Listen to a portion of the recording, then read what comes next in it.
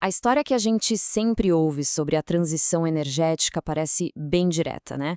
Aquela ideia de uma mudança global, a gente saindo dos combustíveis fósseis e indo de cabeça para energia limpa, renovável. Parece um roteiro bem simples, um caminho claro para um futuro mais verde. Mas a verdade é que essa narrativa, por mais que esteja correta, não conta a história toda.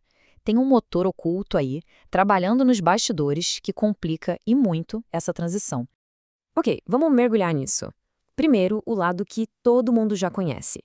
A expansão da energia renovável é simplesmente inegável, é gigantesca. Dá uma olhada. Entre 2025 e 2030, a gente espera adicionar quase 4.600 gigawatts de nova capacidade. Para se ter uma ideia do que é isso, um único gigawatt consegue abastecer uma cidade grande. A gente está falando de uma escala monumental. E essa escala é realmente impressionante, né? É um verdadeiro surto de energia limpa que está meio que redefinindo o que a gente esperava para o futuro da nossa matriz energética. E para entender o tamanho disso, pensa o seguinte: essa nova capacidade toda equivale a toda a infraestrutura de energia da China, da União Europeia e do Japão, somadas. É uma construção absurda, é o maior boom de energia limpa da história. E é exatamente aqui que a história começa a ficar bem mais interessante. Porque, sabe, apesar desse avanço todo das renováveis, o petróleo tem uma identidade secreta. Uma que vai muito, mas muito além de ser só combustível. E isso leva a uma pergunta que não quer calar. Se o mundo está se enchendo de painel solar e turbina eólica, como é que pode a demanda global por petróleo ter acabado de bater um recorde histórico? O que é que está puxando todo esse consumo para cima? A resposta basicamente está numa palavra: petroquímicos. São compostos químicos que vêm do petróleo e do gás natural. E eles são literalmente os blocos de construção, à base de quase tudo no mundo moderno. E aqui está o ponto crucial da coisa: 95%. É isso mesmo, 95% de todos os bens manufaturados dependem, de um jeito ou de outro, dos petroquímicos. E não como combustível, veja bem, mas como matéria-prima.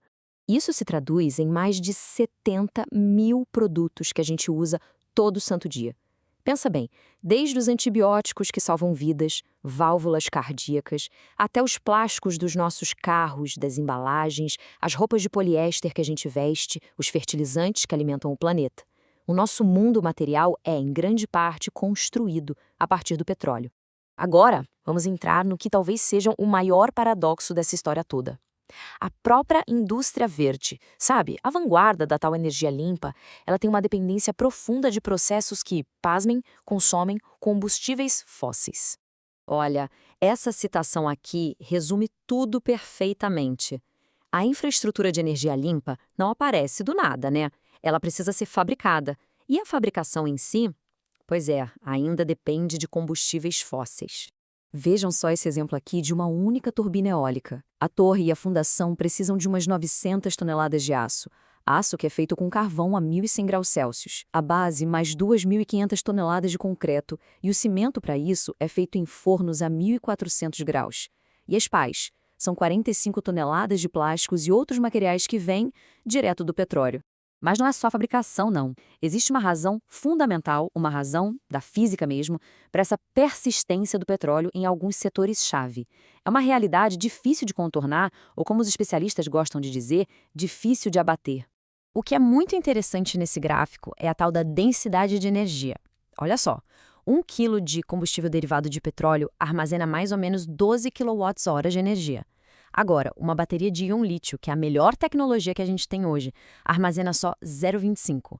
É uma diferença de quase 50 vezes. Impressionante, né? E, claro, essa diferença toda tem consequências bem práticas. Baterias são ótimas para carros elétricos, viagens mais curtas, mas e para um avião que cruza o oceano ou um navio de carga? O peso das baterias seria tão gigantesco que eles nem sairiam do chão ou do porto. E é por isso que a aviação e o transporte marítimo pesado continuam a depender de combustíveis líquidos. Simplesmente não tem como fugir disso por enquanto. Bom, diante de toda essa complexidade, não é de se espantar que nem os maiores especialistas do mundo consigam concordar sobre como vai ser o futuro da energia. Existem visões, assim, fundamentalmente diferentes sobre qual caminho a gente vai seguir. Vamos comparar aqui rapidinho duas das principais projeções. De um lado, a OPEP, a Organização dos Países Exportadores de Petróleo. Eles preveem que o petróleo ainda vai ser a maior fonte de energia lá em 2050. Do outro, a gente tem a Agência Internacional de Energia, a AIE. No cenário deles, de emissões zero, a história é completamente diferente. Uma queda drástica para o petróleo e as renováveis se tornando a fonte dominante. Essa projeção da OPEP, por exemplo, nos dá uma imagem bem clara de um desses futuros possíveis. Nesse cenário, as renováveis crescerão muito, claro, mas o petróleo ainda mantém a liderança. Por quê? Porque nesse mundo o petróleo continua sendo a base para a indústria e para o transporte pesado, mesmo com toda a eletrificação. É um mundo com muito mais energia limpa, mas onde o sistema evoluiu. Ele não foi simplesmente substituído. Então, tudo isso meio que nos força a repensar o que a gente entende por transição energética, né? Talvez não seja só uma simples troca de uma fonte por outra, mas uma evolução bem mais complexa, bem mais gradual do que a gente imagina. Talvez a melhor forma de descrever o que está acontecendo é pensar numa adição de energia. As novas fontes, como solar e eólica, estão sendo adicionadas, colocadas em camadas sobre um sistema que, na sua base industrial e material, continua profundamente dependente do petróleo. Então, para resumir, o papel persistente do petróleo se deve a esses fatores principais que a gente viu aqui. Primeiro, ele é a matéria-prima do nosso mundo material, de plásticos a remédios. Segundo, ele fornece energia industrial de altíssima temperatura que é necessária para construir a própria infraestrutura verde. E terceiro, as leis da física. Sua densidade energética o torna, por enquanto, insubstituível para o transporte pesado global. Então, assim, não há dúvida nenhuma de que a transição energética é real e está se acelerando. A questão que fica no ar é, com essa persistência toda do petróleo como matéria-prima e como um pilar industrial, será que essa é a transição que a gente esperava? Ou será que estamos testemunhando a evolução para algo totalmente diferente?